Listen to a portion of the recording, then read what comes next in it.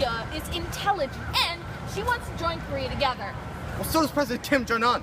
He's got a better plan than that woman. What on earth is going on here? Why aren't you fighting so fiercely? Did you know I've been fighting this pig since 1950? You've been fighting for that long? What on earth could cause you to fight so long? Well, it's a long story. I guess it started when that jerk decided to invade my country. That's not true at all. We tried to unify Korea under the great eternal Kim Il-sung. That country would have prospered enough for General MacArthur and his devilish Democrat tactics. General MacArthur saved us from you, so I figure he's a pretty great guy. And besides, we're doing much better than you in the world economy, since I guess we're the wealthiest country in Asia and the wealthiest country in the entire world. Take that back, you idiotic mutt! Don't call me a mutt, you communist imbecile! Hey, calm down. I want both sides of the story. Does that mean I have to separate the two of you? Deal will change. Southern capitals. Ugh, I just can't stand the lies and filth that are pouring out of your mouth like sludge right now. Which means I'd better go first and set the record straight. Actually, if it's okay with you, I think I'd rather hear from North Korea first. I think I know a little bit of your story already.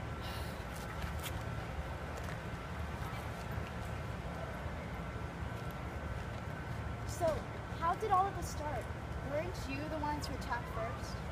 Well, it all started with the eternal President Kim Il-sung and his fantastic leadership and genius against the vicious armies of Japan.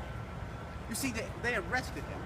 Well, they arrested him for being in the protest of his youth, and that inspired him to create the anti-Japan guerrilla. Actually, could you tell me a little bit less about your leader and more about your feud with South Korea? It's a party here that, or anyone else for that matter. The government has spies, even in your own neighborhood. Nobody's safe from their reach. I think we're good here. So, why don't you tell me what happened from your perspective? Well, we were about to unify the country until that pig was just talking about wanting. But the dads of the United States sadly didn't recognize a fair claim on the entire Korea and refused to withdraw their troops. They took it before the United Nations and they rigged up the UN Commission on Korea. As if those foreigners had any right to decide anything about our own country. That does seem unfair, but what if South Korea didn't want to be unified under eternal president? They might have been happy with their current leader and state of government. Clearly, you don't understand the reach of the devilish United States. They rigged the election once they separated our country to make sure that the figurehead candidate would be elected to rule our rightful land. Our eternal president decided that this simply would not do. And he decreed that we would take over South Korea by force. Since diplomacy clearly wasn't going to work with these tricksters and their deep-seated lies. So we took over most of it. And we were about to have peaceful elections that weren't rigged like the previous ones. But then someone interfered. Yes. The United States spoiled our perfect haven and pushed our dear leader into China. And the UN finally realized what hardship the U.S. put against them. They divided us into 38. Well, that's good, I guess, but didn't you say that you wanted to unite the whole of Korea? Our great eternal leader knew how the people of South Korea yearned to join in our joyous communist union, even if they wouldn't admit it to themselves. So we decided to choose for them. By marching over an approved border with guns nonetheless and forcefully invading South Korea? That sounds more like you were trying to appropriate them rather than join them into your joyous communist. They wouldn't respond to democratic attacks before. Why would they respond the second time when we extend our hand to help them out of their own self-denial? Anyways, that's irrelevant. Please continue. Thank you. Anyway, after a 3-year-long war, the United States dogs finally bent on knee before the glorious eternal leader and extended the armed disagreement on June 42. Wait, June 42? What does that mean? It's our own special numbering of years. It's the number of years since the great eternal leader was born. New years is supposed to be 1940. Well, pay for all of humanity's sins as less than your eternal president, whose greatest achievement is attempting to forcibly join together a country which never wanted to be joined together in the first place. Well, put it that way. Is this degenerate ape bothering you? Oh, it's you! I think it's my turn.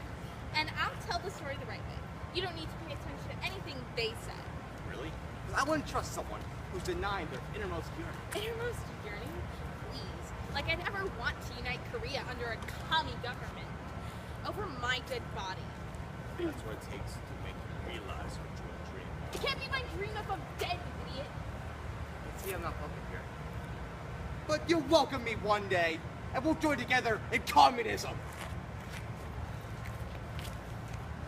They creep me out sometimes with all that talk of uniting under the banner of communism. Did you know that we're doing better than ever since we separated from them and the U.S. put in Syngman Rhee as our president for a term or two? We ended up voting him in for a few more times since we liked him. That's strange because North Korea just said that the U.S. put in Rhee as a figurehead. Nah, he might have been educated in the Western style, but he knew what we needed as a young, independent country, and he fulfilled our needs until those jerks invaded us, and we were put under a lot of pressure. But then the U.S. and General MacArthur came into our rescue. Together, we pushed the North Koreans almost up against the Chinese border. Unfortunately, the Chinese were having none of that. So, they helped the North Koreans, since they didn't want us in their land. They pushed us back, and we pushed them back, until finally the UN decided that our border would be at the 38th parallel. I know that North Korea was a little bit upset about that. How do you feel about it? Honestly, I think it was a little unfair, but it was a good decision on the whole. Some people I know had family over the 38th parallel, and they were miserable. They didn't have any idea about what was happening to their family members, whether they were safe or dead. It was tough, but I'm not saying that what North Korea did in retaliation was good either. They tried to force us to accept their communist government with violence, and that really wasn't okay. So then the Korean War started. And really, it hasn't ever technically stopped. But when all the fighting in the war ended, that was 1953, when we proposed an armistice agreement with North Korea.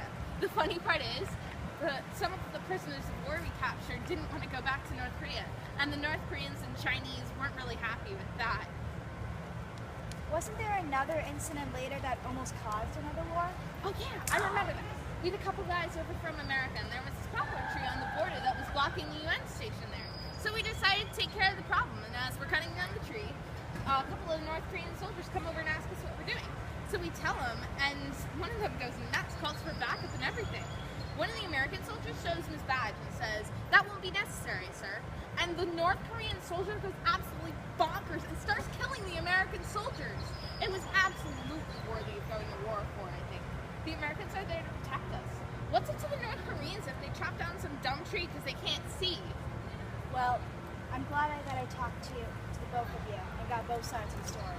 Well, I don't know what we can do. Well, mission trips are a great way for us to help vocationally with this issue. We can do that this year as well as pray. We can pray for the protection of the people in North and South Korea, their ability to forgive, and for peace. The American Friends Service Committee organization and the Peace magazine are great sources that can help us find more information. Those are really great ideas.